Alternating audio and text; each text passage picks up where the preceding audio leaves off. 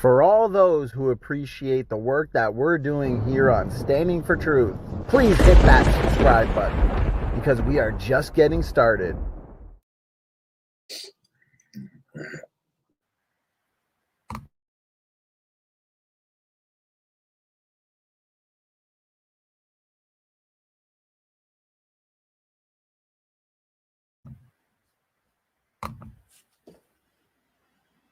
All right, looks like we are live, and it's live with Standing for Truth and Raw Matt, guys. This is exciting. Good to see everybody in the chat. Brother Matt, good to see you. How you doing this afternoon?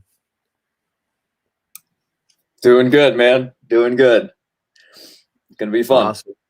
This is going to be exciting, guys. So what I want to say is Raw Matt and I are going to be doing more of these. Okay, live with SFT and Raw Matt. We're going to pick different topics every time. We're going to try and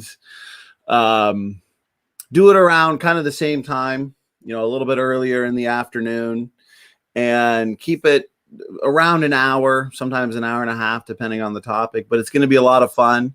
Anybody who has any specific ideas, or maybe they've heard some arguments or seen some videos or something they'd like us to address in the future, then please email me that or let us know, because we're looking forward to this. So today we're going to be discussing Neanderthals.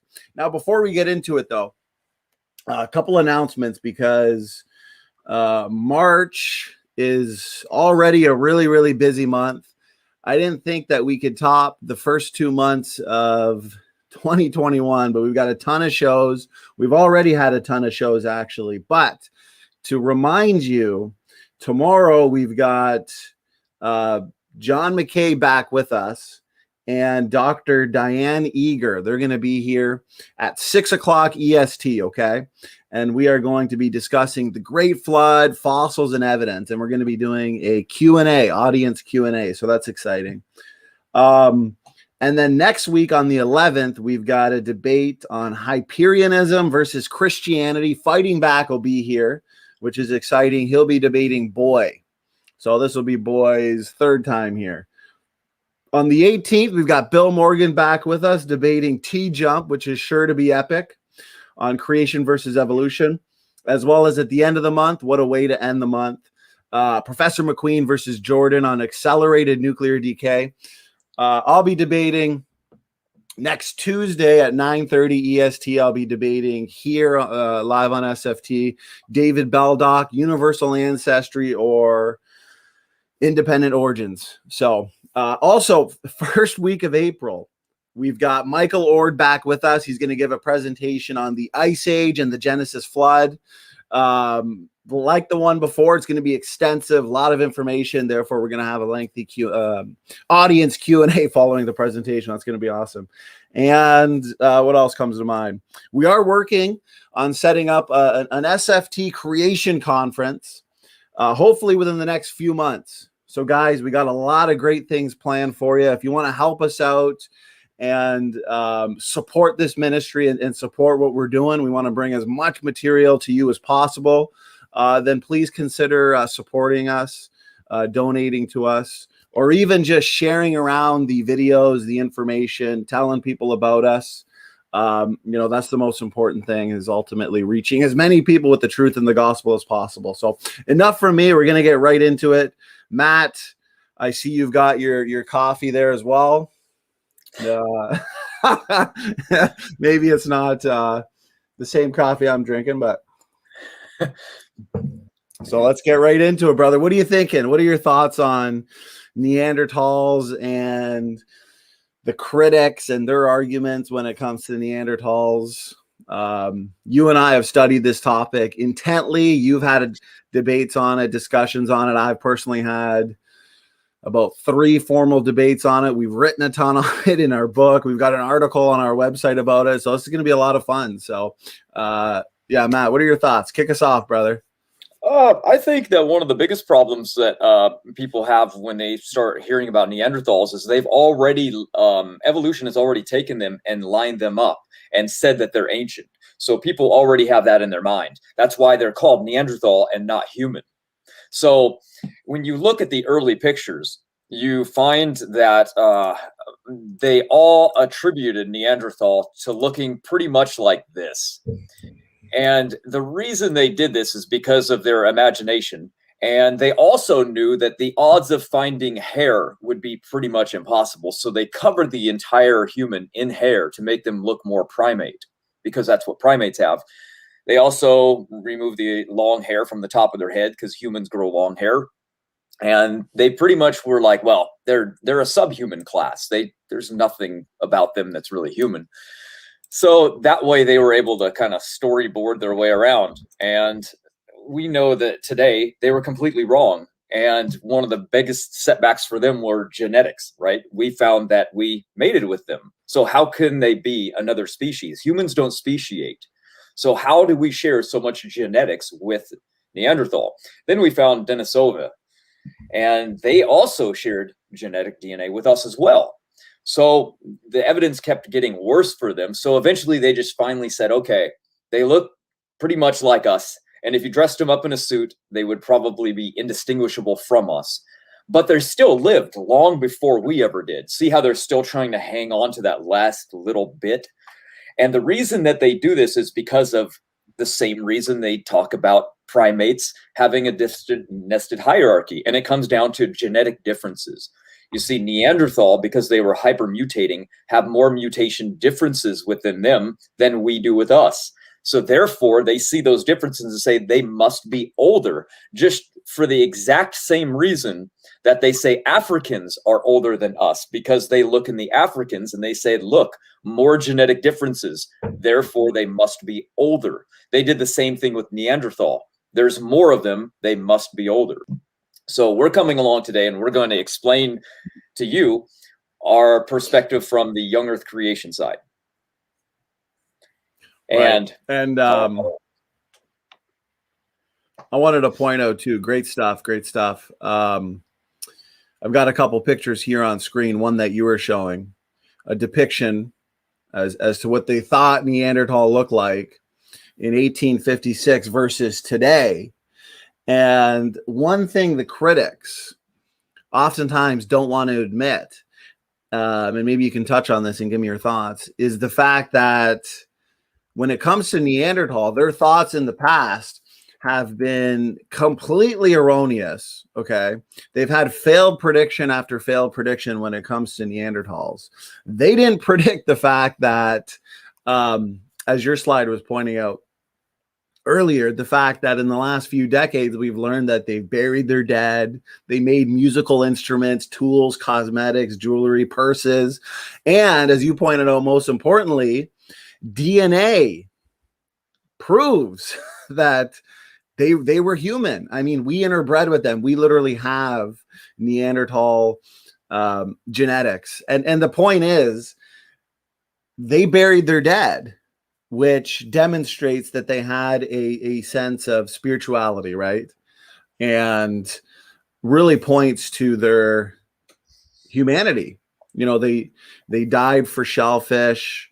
They had evidence for purposeful navigation, music, made complex tools, right? So now the evolutionists, Matt, and I'm sure you've noticed this, they will admit all this, right? Because the evidence is very powerful.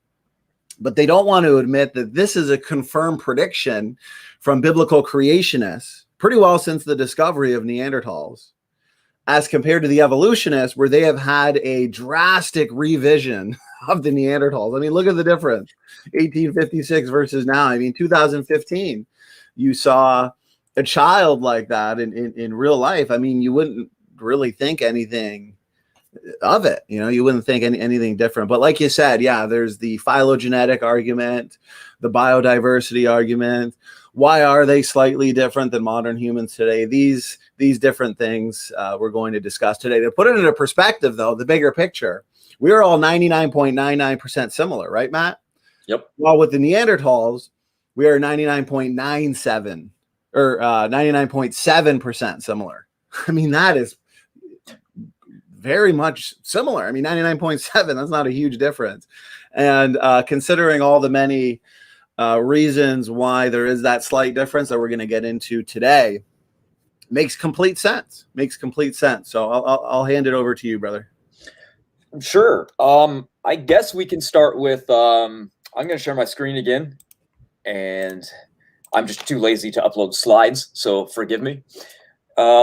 When we started out, we wanted to answer this question for Erica, who said, as in much detail as possible, explain what anatomically constitutes a human and what constitutes an ape in the hominid fossil record, not the species or the criteria. So we came along and made this chart. Okay, this chart was the major focal point, saying, look, there's a lot of criteria. Now, just to remind everybody, the criteria for what makes a person classified in the ape are 5 different things. And this was created a long time ago.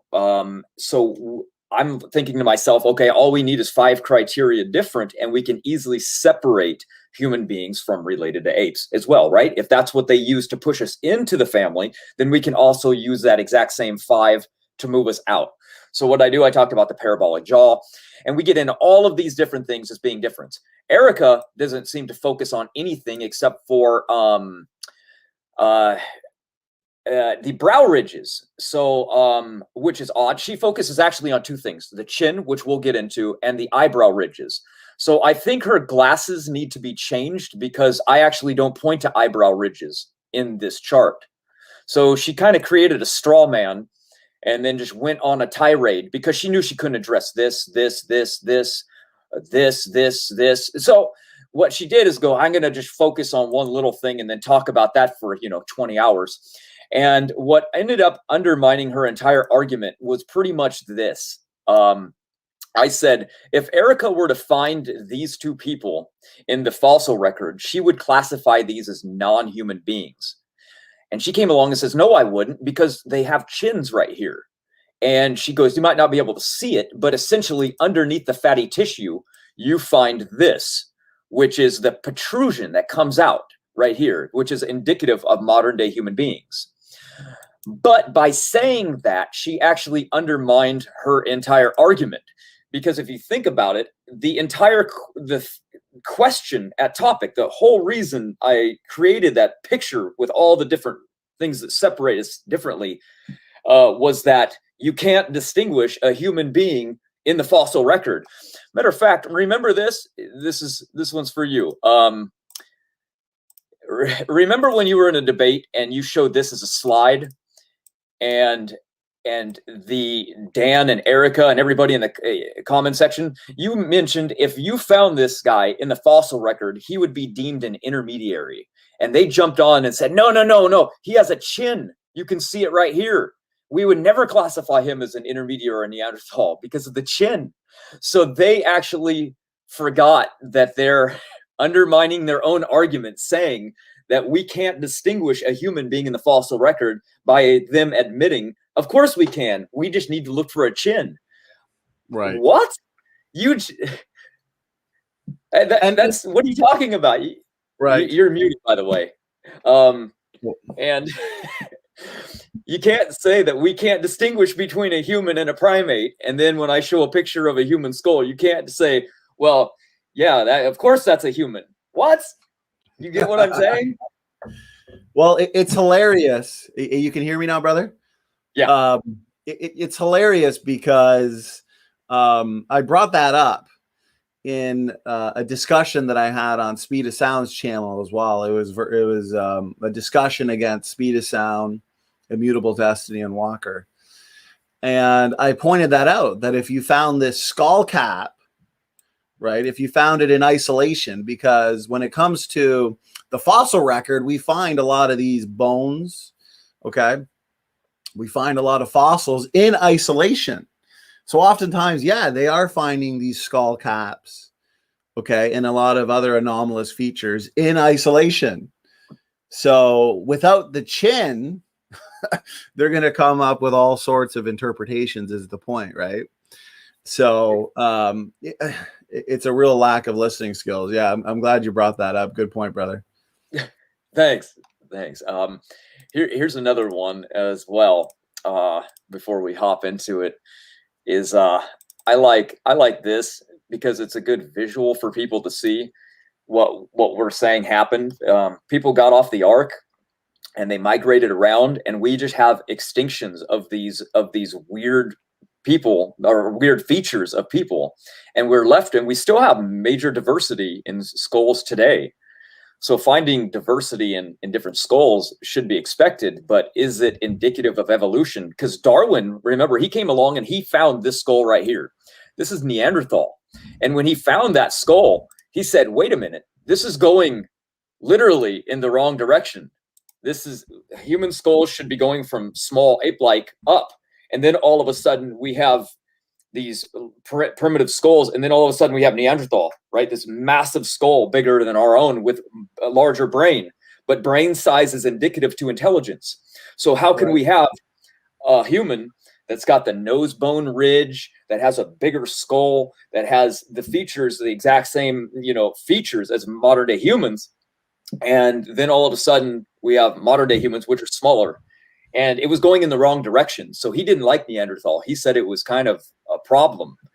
And they never talked about it again. That's how much of a problem it was. It's kind of like today, they find something out of place, and instead of it being a problem that they brush under the carpet, they actually just name it something. Oh, that's synergistic apostasis. Of course, we expect anomalies. What? Darwinian gradualism expects gradual processes. You don't expect jumps in time. You don't expect stasis. You don't expect all these contradictions, right?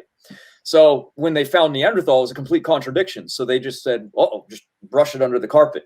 But we kept finding them. So they had to eventually say, we got to have an answer to this. So that answer became, they're just a subhuman population. And it's easy to do because of these morphological bit of different inconsistencies, right? We find the recessive chin, boom, immediately, that's perfect. That's all we need to say these are primitive human beings. But if this is a recessive trait and it comes from inbreeding, and we can find today that the lower facial area of the body is actually one of the most impacted places on the human body when inbreeding is a factor, then we should actually expect an anomaly anywhere in the body to be on your face. And I'm going to prove that to everybody tonight. Yeah, that's great. See, I'm always awake at night. I don't even know it's daytime. Oh, me too. I think we get the most done at nighttime. So this will be fun because we can get a lot of this done at night. And then either in the morning or the early afternoon is when we can do our live with SFT and raw mat. So where do you want to take us from here, brother? Where should we we go now? Sure. Let's talk about something we mentioned this before briefly, but I thought it would be real fun to touch on it, because what we say is this. Here is the Earth. Now, if it's flat, I'm sorry, everybody. I'm showing a globe, so this is all we got. Okay, this is Google Earth for you. Okay, so what I have right here highlighted is the first ziggurat that was ever created. It's over here in the Middle East. And this is like by the Tower of Babel area, okay? And we say that the ark landed anywhere between this region right here, which would be the highest area on Earth, being Mount Everest, and all the way to the mountains of the Mount Ararat, the volcano, which is around this area. So we have this entire region where humans could have gotten off the ark, and they all congregated till here. Right around here, which would have been perfect because if you look at the equator, it would run right around here. And it would have been a good, lush area. And all of this region would have been ice and really bad and uninhabitable. I mean, you could do it. Obviously, they tried, and that's why they went extinct. But what I'm showing you guys is that our model predicts that after Babel, people dispersed. The ones that succeeded went this direction, down into by the equator, right down here into Africa. And the others that succeeded went this direction over to India and down into Australia, right here. Everybody else that decided to go north failed. They completely died. So the same thing didn't just happen with people, but it happened with mammoth as well. This is a migration pattern of chart that showed mammoth that went over the straits and into America and then died as well. And they became isolated, inbred, and extinct, exactly the same as Neanderthal. And look at where they lived, in exactly the same regions as Neanderthal did. And that's not a coincidence, because this is when we said, oh, what did I close?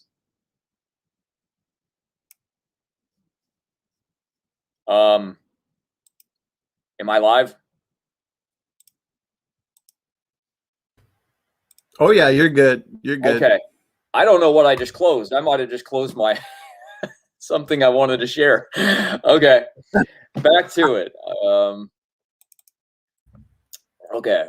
So we have now what our model was saying is that after the flood, there would have been an ice age from the massive volcanism that was occurring during the flood, when everything came to rest at the end. The mountains formed, and the volcanoes created the ring of fire. And this ring of fire blew up massive amounts of smoke, and it covered the atmosphere and brought down the sheets of ice all the way down near the equator. And this kept everybody in the regions of Australia and Africa for that reason. And then we have the people that tried to migrate out. I should have had the picture around here. Didn't save it. And ended up getting what we know today, which is the inbreeding is finally what brought an end to the Neanderthal, or as I should say, humans. And now we have the evidence, because it's the exact same evidence for the mammoth. And the genetics can't hide it anymore. So we have small populations that were inbreeding, and they kept inbreeding. And what do we tell everybody happens when you inbreed? Well, you get these genetic problems from inbreeding where genes become, or the alleles become homozygous at these gene sites. And then all of a sudden, a specific trait is expressed and it can no longer be weeded out. You can't get rid of it. And you're in big trouble. So here is, let's just save this one for later. I'm sorry. I'll move this over here. Get rid of this. Oh, wait, one more. For Neanderthals inbreeding. So we have plenty of evidence now in genetics to show that inbreeding is probably what brought about their demise. And there's no doubt about this, because when we look at their migration patterns, it's kind of what we see. And then we come over here and we look at the different skulls, right? And I got to remember that I got to enlarge everything for people. This is the Neanderthal today. Red hair, as we found, they have a gene for that. They have the FOXOP2 gene, which is for language. And we find a recessive chin. We don't find that that modern day tip. So why would that be? Well, finally, we have what I'm going to share here. We have some genes for it. But what about inbreeding? Have you guys heard of this family? Hold on, let me enlarge for everybody to see. The Habsburg dynasty were popular for their inbreeding, and they became popular for their jaw. And it was very, very distinct. And you will see right now how distinct it actually was, because it affected here's a study on that actually, where they actually shown that the jaw was from inbreeding, and it affects mostly the lower third part of the face specifically.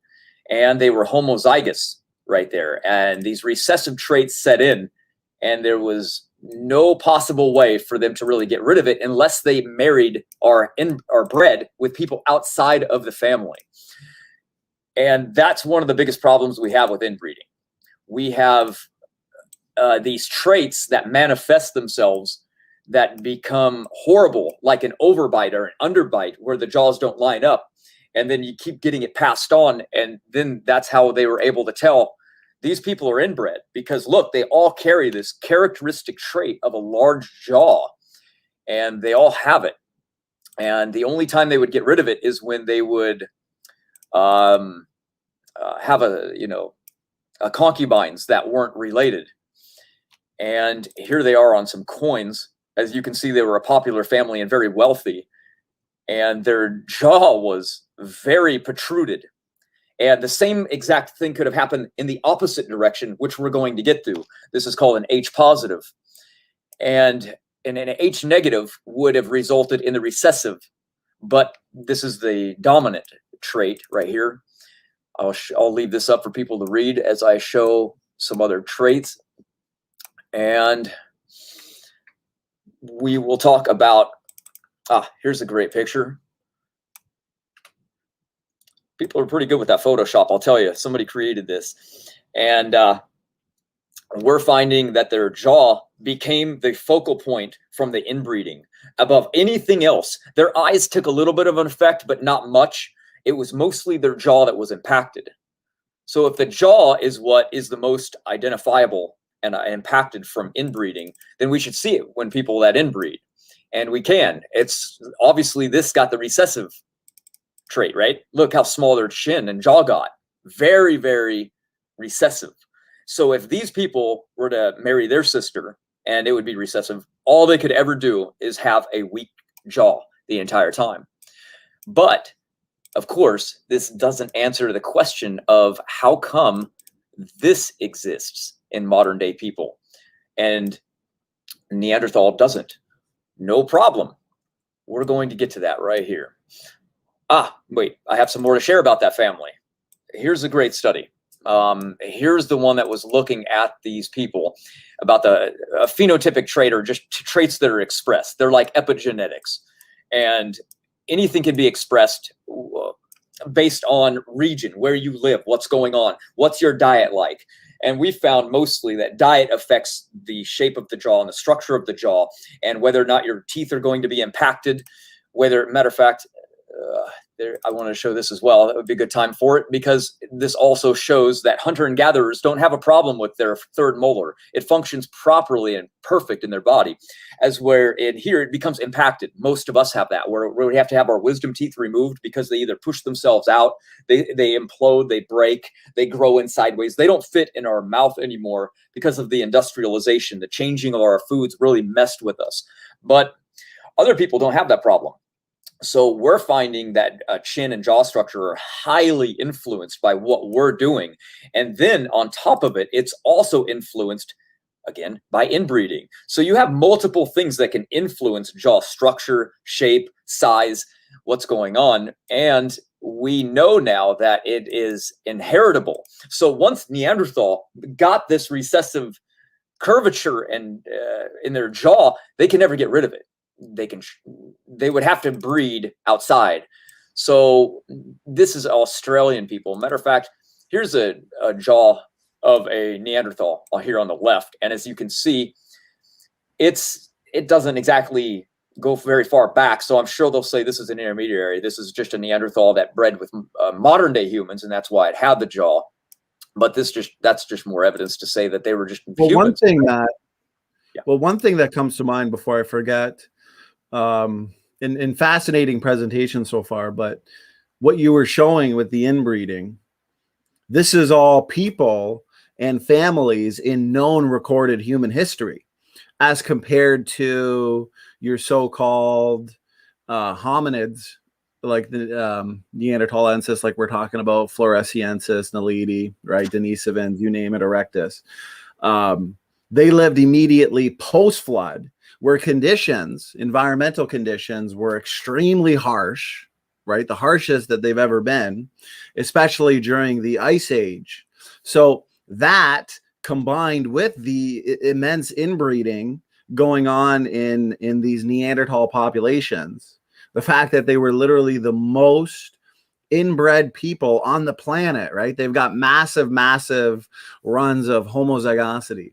So all of that combined with the harsh environmental conditions and the fact that they were probably founded by an early biblical patriarch, possibly in his old age, and we'll get into that a little bit later, the Neanderthal populations would have started off essentially with more superior genetics, right? Because the Neanderthals we're looking at and the genetics we have that suggests inbreeding, as you were talking about, this was at the end stage of the Neanderthals, right? This is when they're on the verge of extinction. So all of these considered, we would then expect, and correct me if I'm wrong, wouldn't we expect more significant effects due to the inbreeding, because these are populations of people living immediately post-flood, also post-Babel dispersal, as you were talking about. So we can see the horrible effects of inbreeding in these families in known recorded history, right? Right. They weren't living in, post-flood or post-Babel Ice Age related conditions.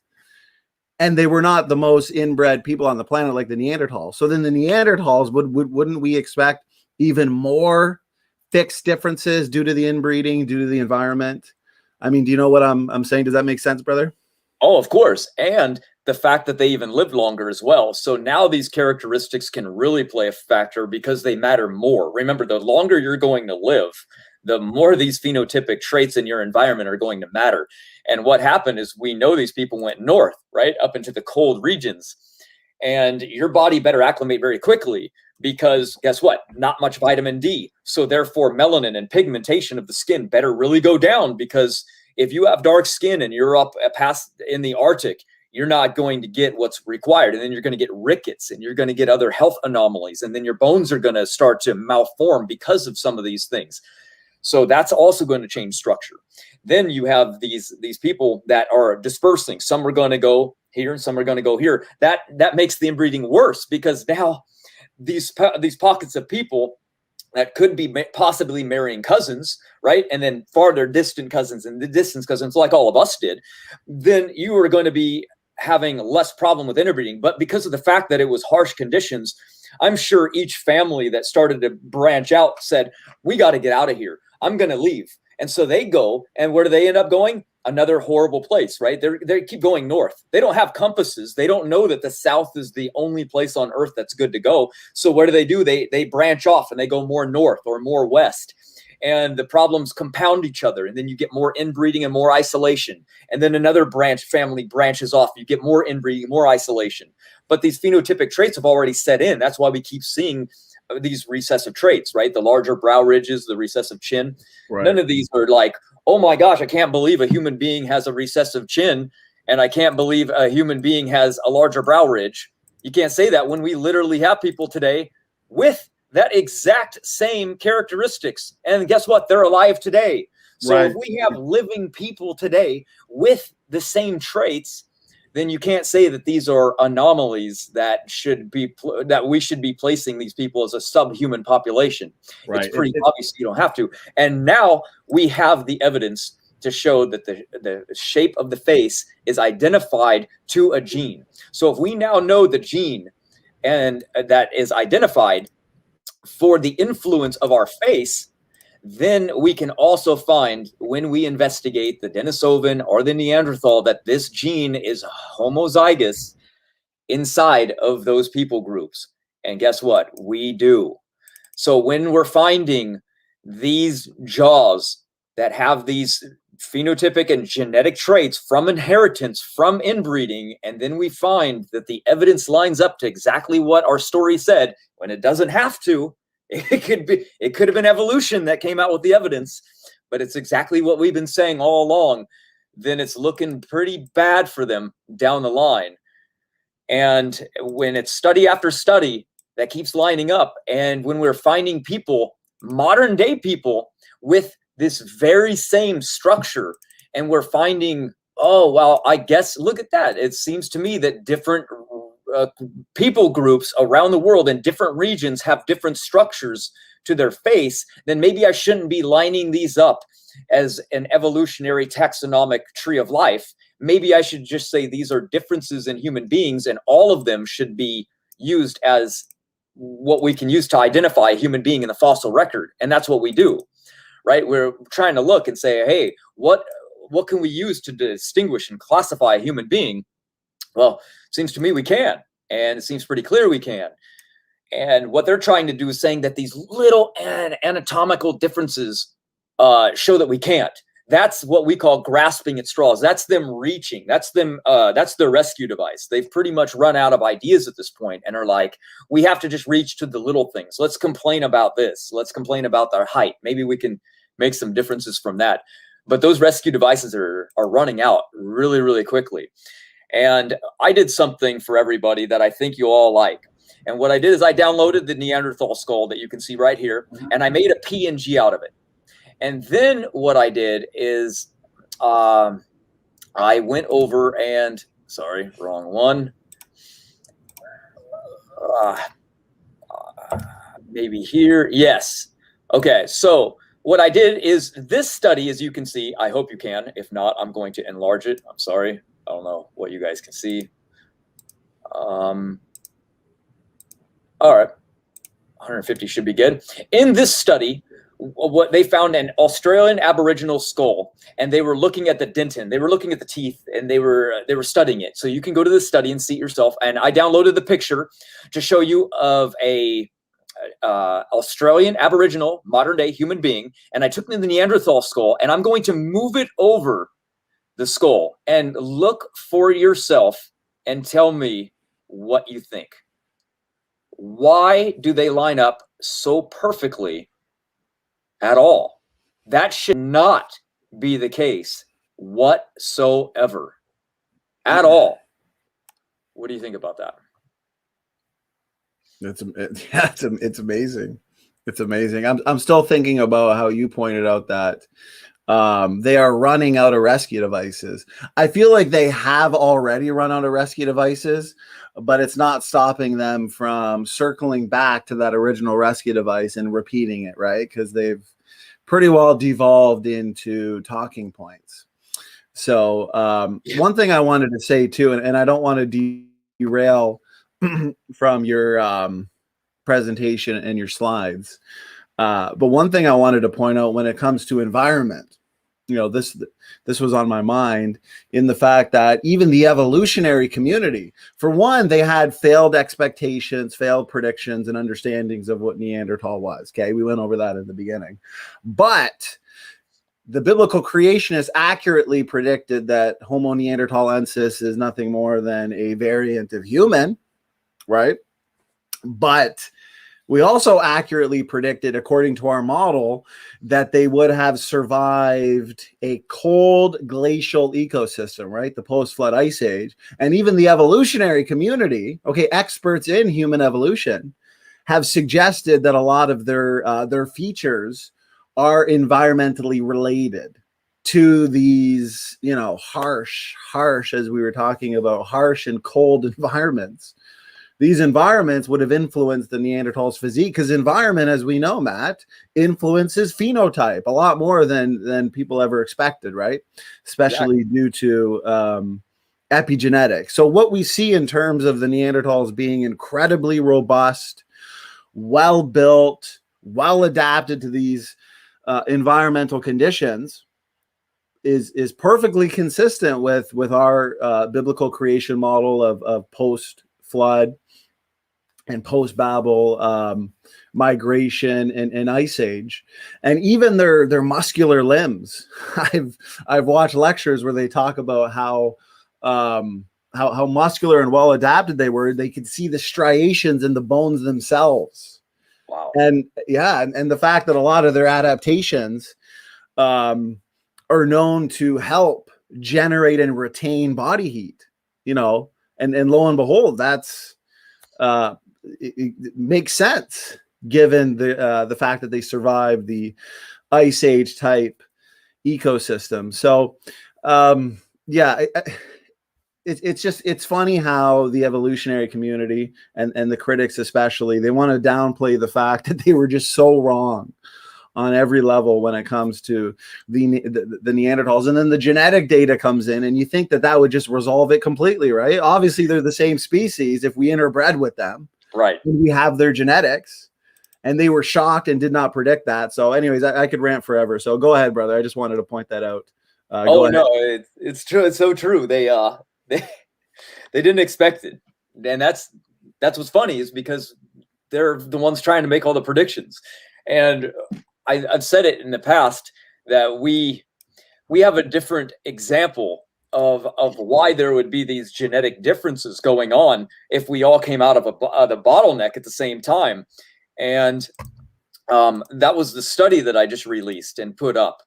And to give everybody just a real quick example of that, like, if this is the genetic bottleneck of Noah's flood that reset all of life, then what's going on? Like, if these are all cats, right, and these are genetic clocks, then how come they're ticking at different rates? Because in evolution, remember, the neutral theory predicts that the mitochondria clocks will be identical. And that's why they assume that this one is older, this pongo or orangutan is older than the gorilla, which is older than the chimpanzee and human, because they believe that because of the mutation differences are higher in the pongo orangutan and then the gorilla, but the gorilla is higher than both the chimpanzee and human, then therefore this is an example of evolution. And that's why they had to invent the primate slowdown hypothesis, because they realized, wait a minute, if everything went through a bottleneck at the same time, and these have more mutations than these, and these have more mutations than these, then what's going on here? If genetic diversity all popped through a global flood bottleneck, then how do we as creationists explain this right here? Well, we say there's a lot of reasons, really. There's major factors. One is called the longevity hypothesis. The other one's called the metabolic rate hypothesis. And then there's the a generation time hypothesis. There's a lot of different ones. But if we just look at generation time, which is what Dr. Jeanson predicted would make Africans mutate faster or twice as fast as Europeans, then why in the world would we not assume that maybe the same aspect might apply? So what do we look at when we see orangutans? Well, they have a generation time of around 11 years. So therefore, they would have a much more mutations than a gorilla at a generation of 20 years. And the gorilla would have more than, as you can see, humans and chimpanzees, which is exactly what we see. We're seeing a mutation rate that is based on generation time because there's been more generations. How many generations would exist in an orangutan species that came out of an ark that has one of 11 years? Well, more than 3 times the amount of a human at a rate 30 years average generation time. So they would look 3 times older. It's exactly what we would expect to see if the biblical bottleneck was true, and it is exactly what we do see. And it explains that why their neutral theory is wrong. And we can make predictions on ours. And that's what I did. And we can see that the same thing lines up with Neanderthal. We're not seeing Neanderthal here as a different subclass of people that were a long time ago, and they lived for hundreds of thousands of years. I think they say 400 to 600,000 years because of how many genetic differences they had. The differences were from hypermutation, and we say these small populations caused that. And they were, like you said, they were living in these really harsh conditions, and they didn't have a chance to go out and marry somebody else. They just kept eating whatever they could find. And what do we find? They did eat whatever they could find, right? I mean, they were eating anything. They ate primates. They were hunting mammoth. They were eating grass. You got to be hungry if you're hunting dire wolf and grass. That's crazy. You're hunting things that can kill you and that are hard to kill, and eating grass. I mean, you're starving to death. And that's what we see. And these features, these phenotypic anomalies are just that. They're anomalies because they were living in places that didn't have the sun, that had harsh conditions. They were inbreeding. And the evolutionists can come along and they see these little anomalies and they can spin the story as much as SpongeBob can. And that's what they do with it. They aren't willing to accept that, well, I guess a human could have a recessive chin if they were inbreeding, because they look at inbreeding today and they can see that the jaw is totally affected by inbreeding, and they'll just say, who cares? Who cares? That's exactly the evidence that you would want if you were logical and would actually be open-minded to what we're actually saying. But the fact that they're so unwilling to accept any type of an answer and just go right back to the Google for their answers, evolutionary answer to Denisovan. Okay, I'll read that off tonight. Then that just shows you right there that they don't care what the model of ours actually says, because they have consensus, right? They have the mass majority of opinion on their side, and that's what they use, because they just think that we're some fringe group of people on the side that doesn't have any science, and they can just go, oh, well, they're quacks. They're like flat earth and Bigfooters. We can ignore them because they'll never become anything. So that's all they have is an argument. And they side with the vast majority of YouTube atheists. And they go, they must be right. Can you believe they literally said that I lost that debate against Nick Souter in the comment section on Modern Day Debate when Nick actually said, I give up. After about 1 hour. How do I lose a debate when my opponent says he gave up? That just shows you how biased they are. Yeah, I'm pretty sure he realized after your opening statement, and especially your rebuttal to all of his very familiar talking points, I think he quickly realized, okay, maybe I should not have taken this debate. And what's funny is this, okay? Given everything we know and how empirical it is, okay, we've got paper upon paper, source upon source confirming all of this about the Neanderthal, okay, confirming for one that there was a ton of inbreeding. This was population wide, okay, a shocking amount of inbreeding. As I pointed out earlier, when you look at their runs of homozygosity, they've got extremely high levels of homozygosity, okay? These Dr. Rob Carter was pointing out in our interview with him that they've got these massive stretches of identical letters in their genome, right? But I want to point out that regardless of all of this data, okay, once again, not predicted by the evolutionists, your critics, okay, like Dodgeball Dan, for example, they'll look to the phylogenetic issue, okay, because they don't want to tap out. But the point is, okay, the Neanderthals being highly inbred, the fact from our model and starting position, okay, they would have already been different, right, Matt? Because they were an early branch of man. So they would have started off different. The early Neanderthal would have been more genetically superior, right?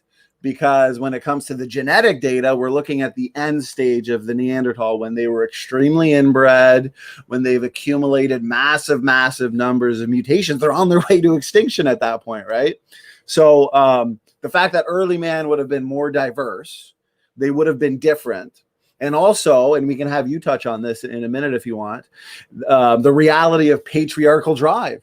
If these early biblical patriarchs were living longer, then obviously they're going to pass on more mutations. So the founder of the Neanderthals, for example, if they were founded by an early biblical patriarch in his old age, well, then the Neanderthals would have picked up a ton of mutations right off the bat. For the fact that man would have at least lived longer in the immediate post-flood world, okay? So right away, Matt, they already possessed a different set of biodiversity, okay? And when you've got all these people groups going different, migrating to different parts of the earth, let's say post-Babel, and also, for example, the Neanderthals, they could have broken off of the human population before Babel, which would have given them more time to acquire these fixed differences in terms of genetics and in terms of phenotype, right? All of these things considered. Okay, you got these different people groups going to different parts of the world. You've got the hobbits, right? Floresiensis. You've got Naledi, Denisovans, Erectus. Okay, you've got Luzonensis, Neanderthals. They're all experiencing what? Different environmental conditions, and all harsh. Okay, so that means they've all got different histories. They've experienced essentially different levels of inbreeding. A lot of them became isolated on islands like the hobbits, Floresiensis, like Naledi, like Luzonensis. So therefore they experienced island dwarfism, all different situations. Therefore, no one size fits all. It explains why they all fit neatly in the human category, the human type, but with these fixed differences. So what they'll say is the phylogenetics is an issue. No, all of these things considered, and they don't want to admit it, and that's okay because everybody already knows they've lost, and they know that they've lost deep down inside. Correct me if I'm wrong, Matt. All of these things considered, okay, gives us exactly the same type of phylogenetic tree that we see, where the critics, like Dodgeball Dan, want to say, hey, this makes Homo neanderthalensis a sister group, which means they could not have ultimately descended from Adam and Eve. No, they just don't want to tap out. All of these things considered, okay, whether they like it or not, and correct me if I'm wrong, Matt, give me your thoughts and I'll yield here, gives us exactly the type of tree, phylogenetically speaking, that we see, that the evolutionists want to point to as a contradiction to young earth creation. What are your thoughts? Well, they want to say everything is a contradiction to us because they're not willing to, look at it from our perspective. And that's pretty much indicative of the fact that every time you've had a debate, you ask your opponent, can you reiterate what my position is? And they never can. But regardless, they want to nitpick over like little tiny things at this point. You notice how the flood has basically come down to, okay, we really can't refute anything except for the heat problem. So therefore the flood can't be true. They're literally down to like one argument. Yeah. You'll find that across the board with a lot of different models that we have. I would love to see what their explanation for the patriarchal drive is. And for those of you that don't know what that is, it's basically, I'll open up a thing for you. Ooh, thought it would be right there. I was wrong. Okay. So right here are the patriarchs. Can you see that, by the way?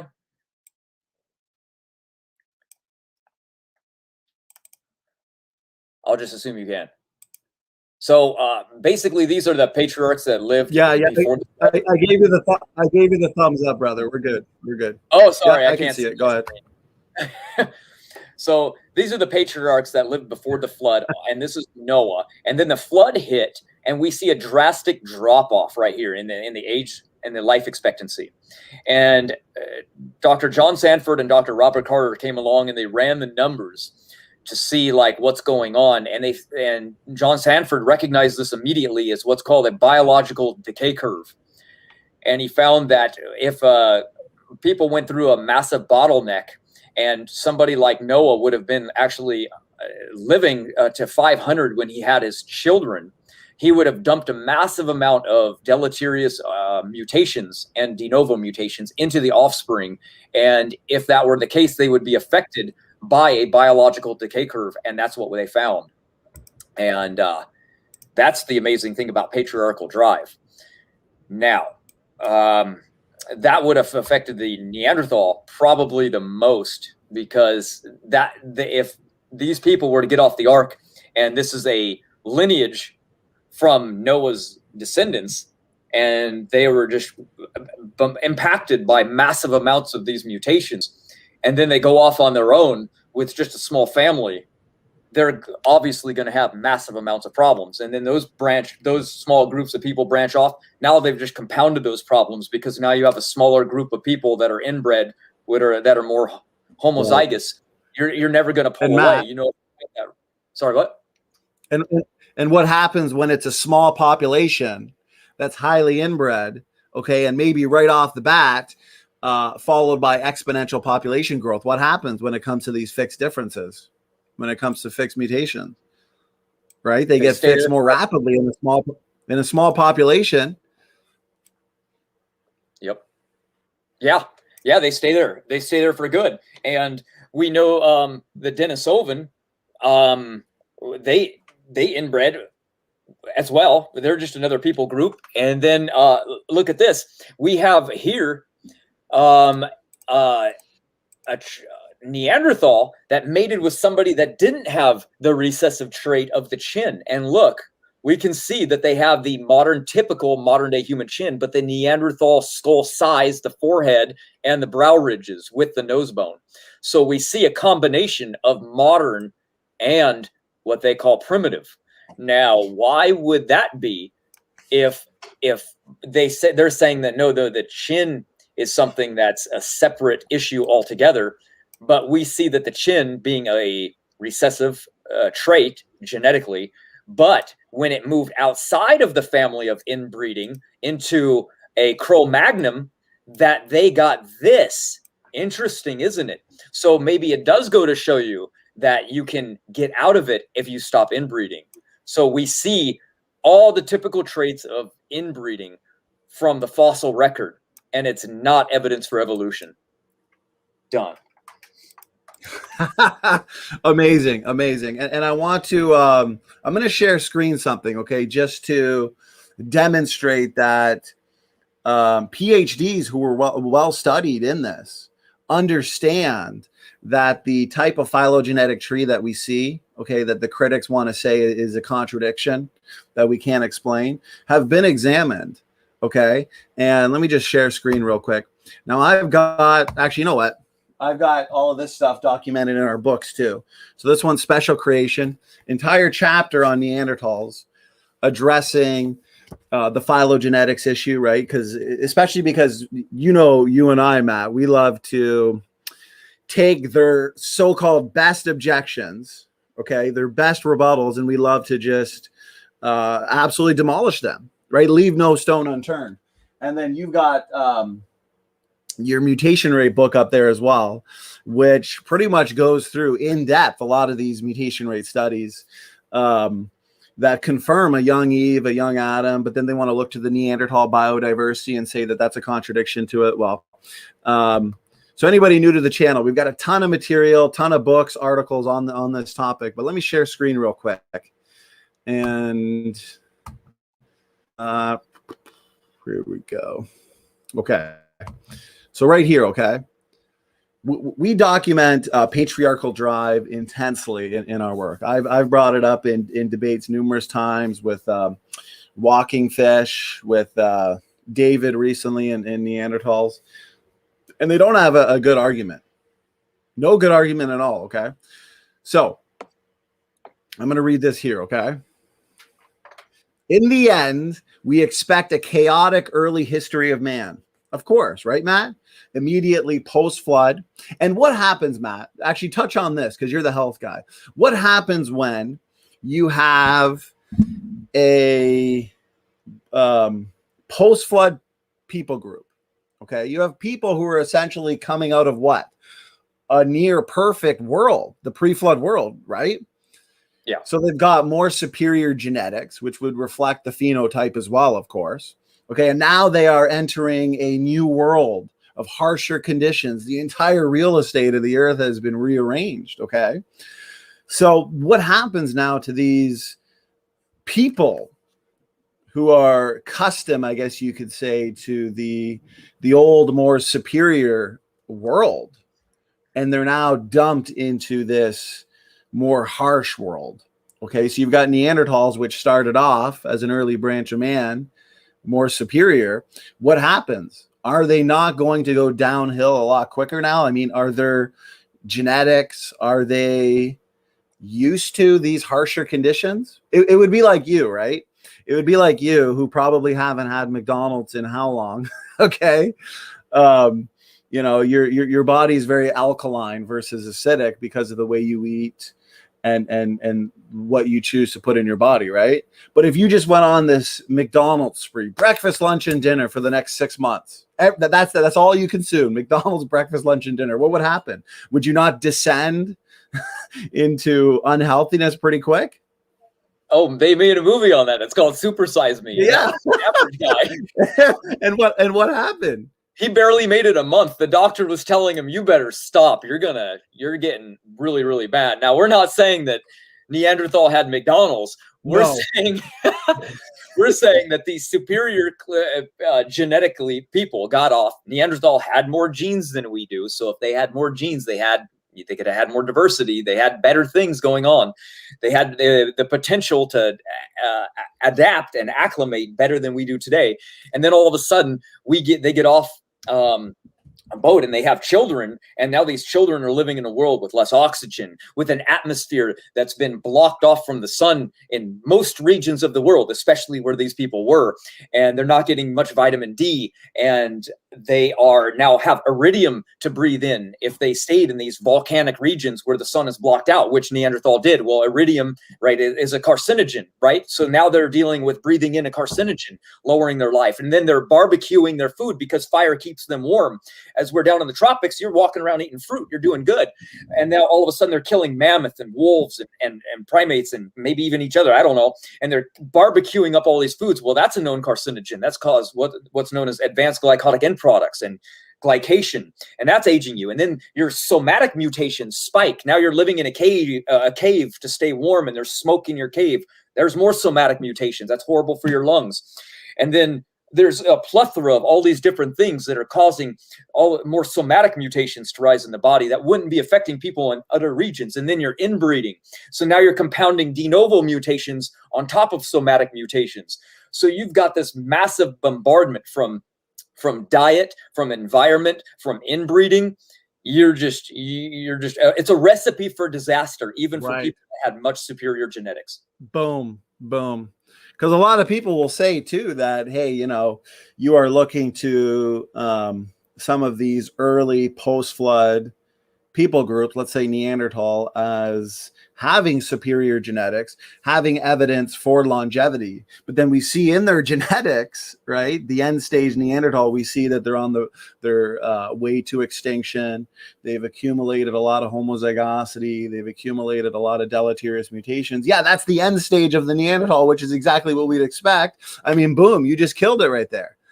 It would be rapid devolution at the same time as they're adapting to the cold ecosystems of the ice age, and then they're inbreeding at the same time. I mean, they have a history, okay, like no other people group.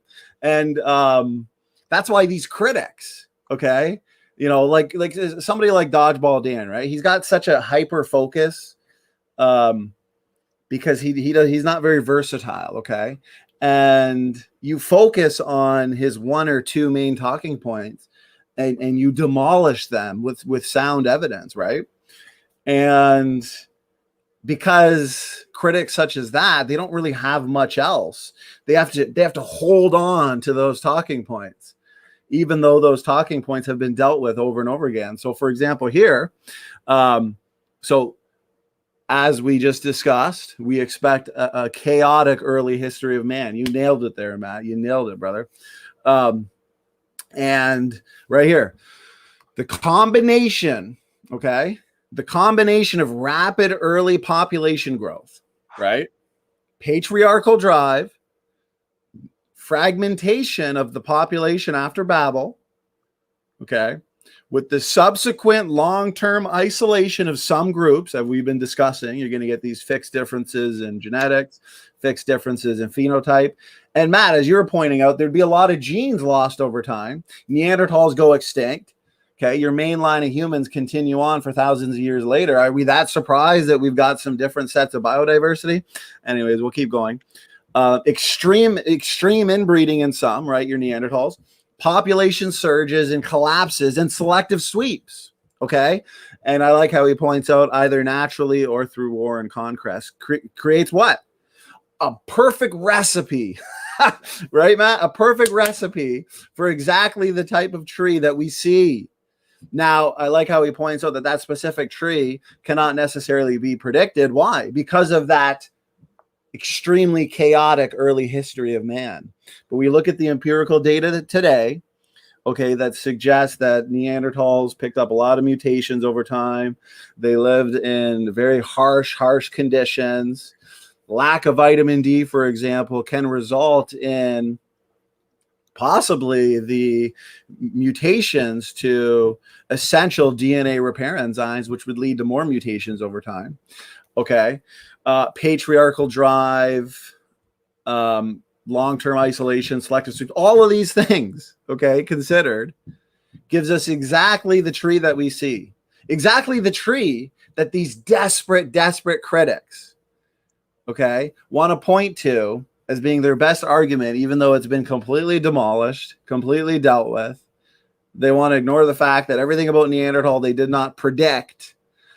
What are your thoughts about them clinging on to these arguments that have been so thoroughly dealt with? And maybe you want to add something to that, brother. I yield. Go ahead. I don't really think they're considering, from our perspective, that modern people, the most people groups on the world back then, were migrating. They were dispersing. There was an expansion going on. And this doesn't allow mutations to reach fixation quickly at all. It's why we have so few. But in small groups, these mutations that are flipping over, and especially fast from inbreeding, they're going to reach fixation quick because the population's small. We're talking a couple handfuls of people in groups today, right? It's causing the diversity to look like there's more in them because you're getting this massive amounts of fixation that keeps rising in these groups of people.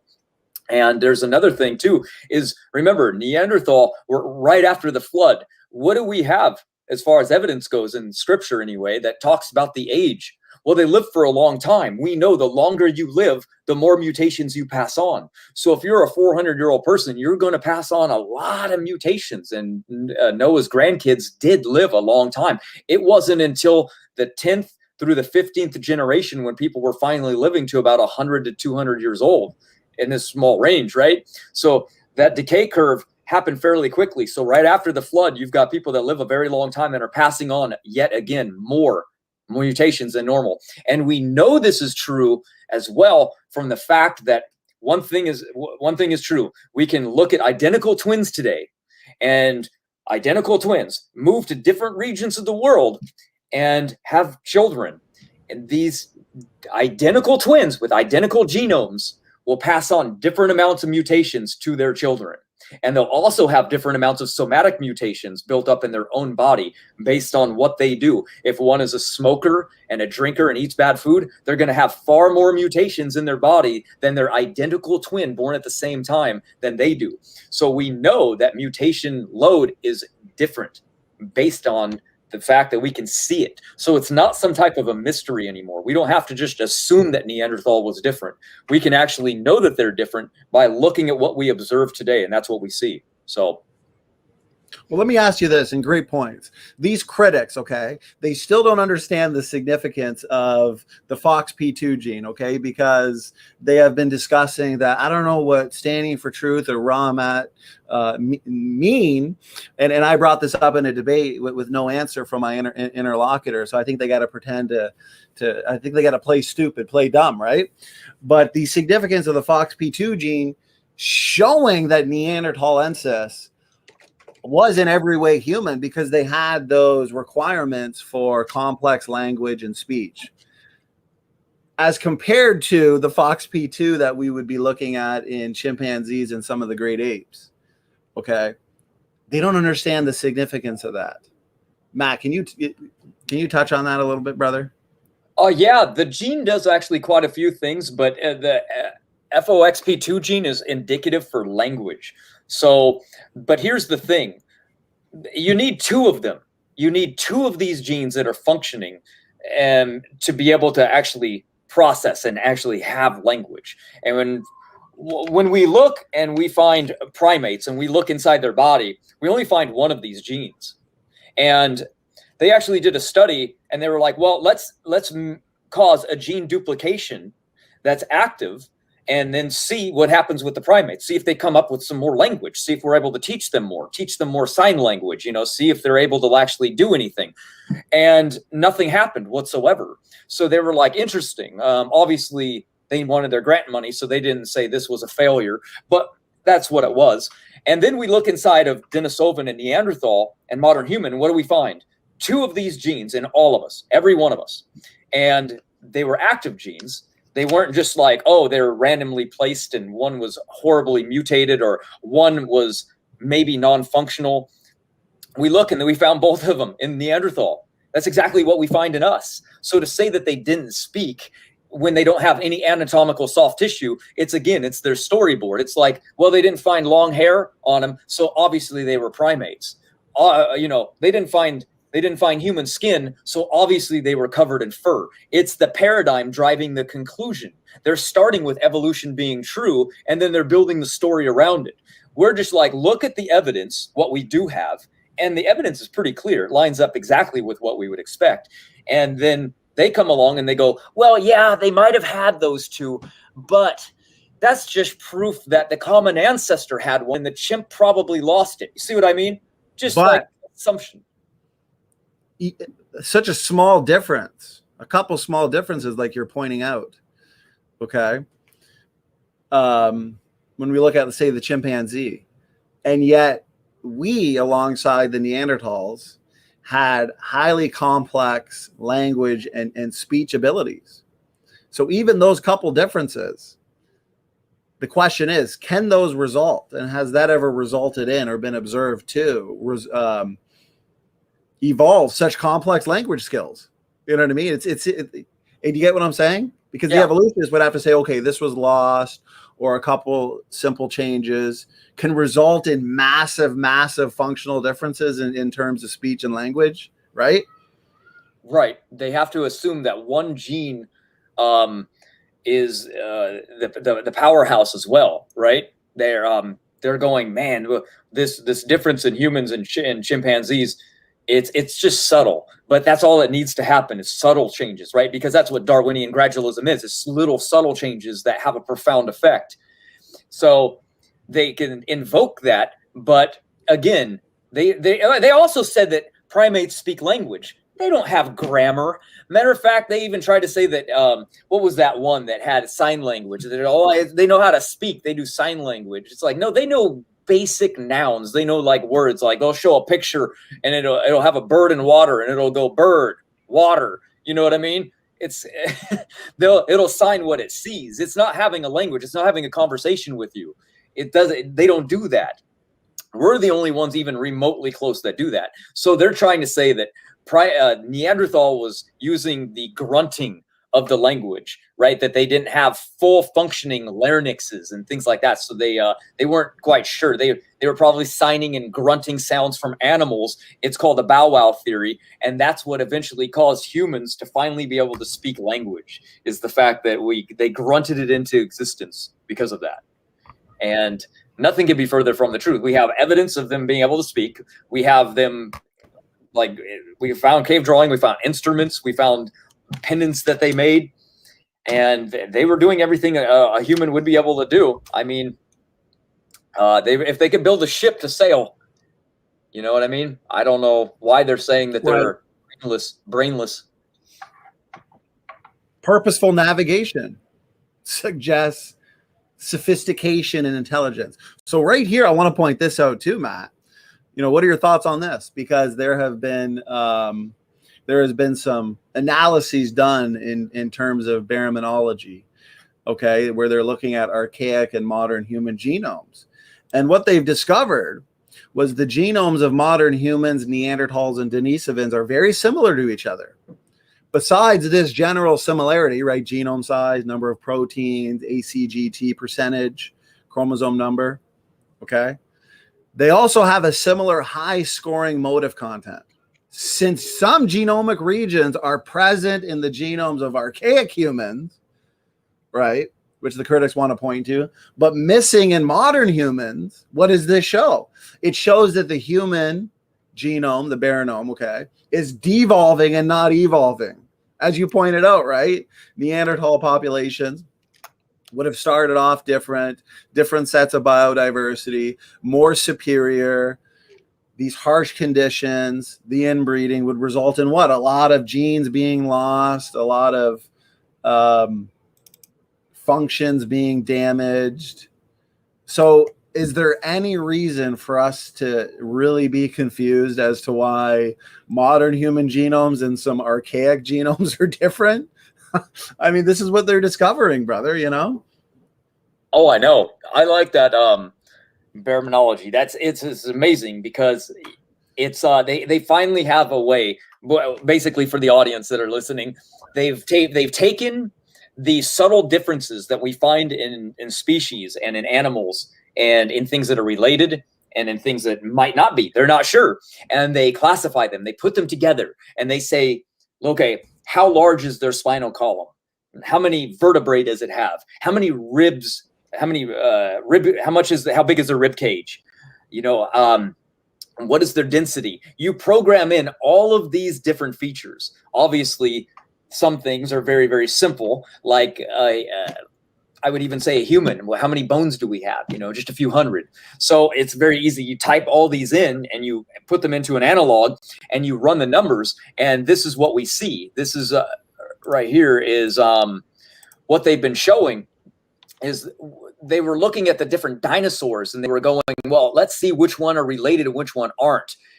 And they were able to find that some things that they actually thought might have not been actually are. So this is what's really unique is they'll run the system, they'll program it in, and then they'll look at a chart and they'll see, like, this might be hard for you guys to see, but you can see the little gray dots.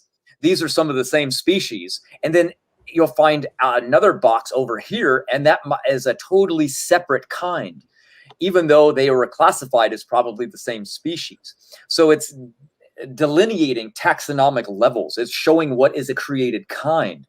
So when the numbers were actually run on primates, it's fascinating because look, you couldn't ask for more of a clear grouping of what we would expect to see. Homo erectus, Neanderthal, Homo sapiens, all nest perfectly, exactly what we would expect to see if we were related, just like the chimpanzees do. But the chimpanzees aren't related to the Western gorilla or the other gorillas. And it's based on inputting all of the different data, not genetic data. That's what's unique about this. This is physical, anatomical differences that we can see.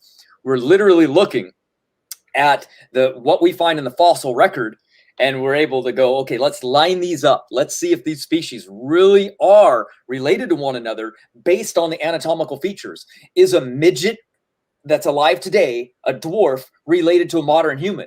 Well, in a fossil record, you would look at that and you'd be like, I don't know. The dwarf is really odd looking. He's kind of an out group. Maybe it's a gnome or some halfling or some kind of weird creature that doesn't even belong in the human tree. Let's test it. Boom, you type in, you do all the input you possibly can, and it pops out of the chart like, oh, that's a nested group. They're all together, and it's based on anatomical features. So it's great. Now we have genetic evidence and physical differences. And so it saves me a lot of work because I don't know about the fossil record. That's not my specialty. I don't spend much time there because it's low confidence science to me. That's why I consider it. Too many stories can be told. But now we have a way to put these things into a program and let the computer do it. And math isn't wrong. So it lines these things up. And if there's too many discrepancies, it places that into a different taxonomic group. And now you know it's not of the same created kind. So baraminology is amazing. I'm super fascinated by it. Well, and I love how, for example, recently we had Dr. Matthew McLean on because you've got evolutionists like James Downard who deserve a spot essentially in the bench warmer and the water boy category as Dapper Dino, right? I mean, they have very little to offer, and this strong focus on low quality science, low confident science doesn't really add much to the discussion, right? And that's where we can at least give credit where credit is due to people like Dr. Dan Stern Cardinal, where they at least focus on the direct evidence, right? Genetics is what essentially determines ancestry. That's best where we can answer this question. While you got the bench warmers of Team Dodgeball, right? Like, I mean, someone like Dapper Dino, he might even be fired from bench warming and water boy soon. He's so bad. So, credit where credit is due. Now, that being said, people like Dodgeball Dan, they still fail in their genetics argument, but at least they know where to focus, right? And then that's where we can go to the most important areas and show why those direct lines of evidence confirm independent origins, biblical creation. So, Dr. McLean has come on and he has shown clear barriers and discontinuities in your synapsids, right? Your mammal-like reptiles. And somebody like James Downard, where it's like the only thing he wants to focus on, he's written a book on it. He's been completely demolished and destroyed, and he's yet to address it. Explain these barriers, these discontinuities, okay? Using these analyses and focusing on these certain traits and stuff. So it's just amazing that the fossil record data and the genetic data confirms independent origin. So great stuff. We are going on. Hey, this has been great to the Godzilla freak. Exactly. It's pretty bad when their best still essentially fails, right? So what does that say about your bench warmers and your water boys who have nothing to offer? It's funny. So also I want to point out to the audience, guys, we are going to re-upload these as well to our other channel, which used to be titled Raw Mat. It's now titled Young Earth Creation. We're going to re-upload there. We just hit 7,000 subscribers. How many views on that flood video, Matt? Oh man, I think I'm coming up to like 450,000. 450,000. So, that one video has more views than all of your bench warmers of Team Dodgeball combined, channel wise. So they may want to, rethink their approach to this because it's not looking good for Team Evolution. So we're going to re-upload to that channel. Subscribe there if you haven't yet subscribed. And we are going to be doing a lot of these, okay, because we've gone for an hour and a half. And we've had almost 40 people roughly the entire time. So we're going to focus on a large number of topics. If it's quick, we're going to wind it down, guys, because I got to get upstairs to dinner. I can hear the kids. Matt's got some things to do as well. We got some more work to do. So shoot us your question, my good man. We'll have Matt answer it real quick. And then we're going to call it a night. Make sure you're here tomorrow for John McKay and Dr. Diane Eager, they're going to be here for a Q&A presentation on fossils and the flood, so on and so forth. So, yeah, Matt, what are your thoughts on that, brother?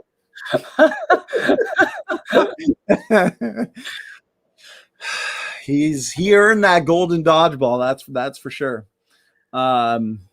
So yeah, if Xiaomi had a quick question, then Yep.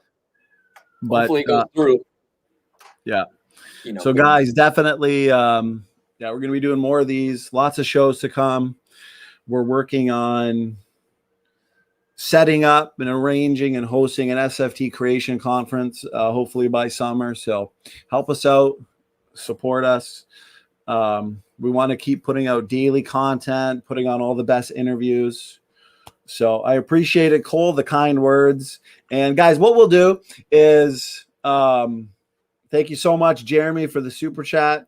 I appreciate it, brother. Mitchell, thanks so much for the support. You guys are the life and blood of this channel. So you guys are what's keeping this going full time, and we want to keep doing this full time. So you guys are going to see a lot more of Matt. Matt's back in action. We're going to be doing these podcasts frequently. So Matt, it looks like the question came up, brother, if you want to answer it real quick. Oh, okay. And that'll put us. I didn't go anywhere. Yeah, he's always been here. Me and Matt are talking probably 95% of the day, aren't we? Yeah. Brainstorming, coming up with stuff, having fun. So here's the question. Oh, I closed it. And then we'll call it a day. Okay. A drop unless sun and Neanderthal skin tone. Were you saying that it would have to be fast? But does the same apply to Eskimo? Remember, Eskimos themselves are Asian descent, and they came over from Asia, and they had normally darker skin. And then remember, the Eskimos stayed there, and they kept migrating, and they came down into America, and they became Native Americans, which have darker skin. So you got to remember, there's like 378 genetic loci, like locations, basically, where skin color is governed and controlled. So it's not just one gene. There are two major genes that do control skin color, but there's a lot of different genes that do as well. So skin color is mitigated and controlled mostly by phenotypic traits, right? It's based on where you live. So only through recombination can you really get like some problems. So for example, two black people can only really have a black child through recombination. The only way it couldn't have would be through mutation. And that's where evolution comes along. They're saying that it takes a long time because mutation takes a long time. We're saying things happen faster through recombination. So that's what we're seeing when we see indicative skin color changes happening rapidly. Eskimos aren't like a million-year-old people group, right? They're just a couple of thousand years ago at most. So we're talking about people that migrated over the Bering Strait into America and down, and some stayed in Canada, and others in, just around the region, and others went into North America and became Native American Indians, and their skin color just changed based on where they were because of the gene locations. Awesome. Great answer, brother. You are an encyclopedia of information. So I'm glad we're on the same side, because I wouldn't want to have to take you on. Or I'd probably have to resort to the pathetic arguments that are coming out of the bench warmers like Dapper Dino. So anyways, guys, I hope you guys had fun. Thanks so much, everybody in the chat. Good to see everybody. We've kept a good audience. Boom. We just hit the hour-and-a-half mark. And lots to look forward to. We're going to be doing this at least once a week, live with SFT and RAW. We've got a number of topics. We can do this for the next million years. Okay. We could do this until the next big step in evolution. Yeah. The raccoons evolve into humans.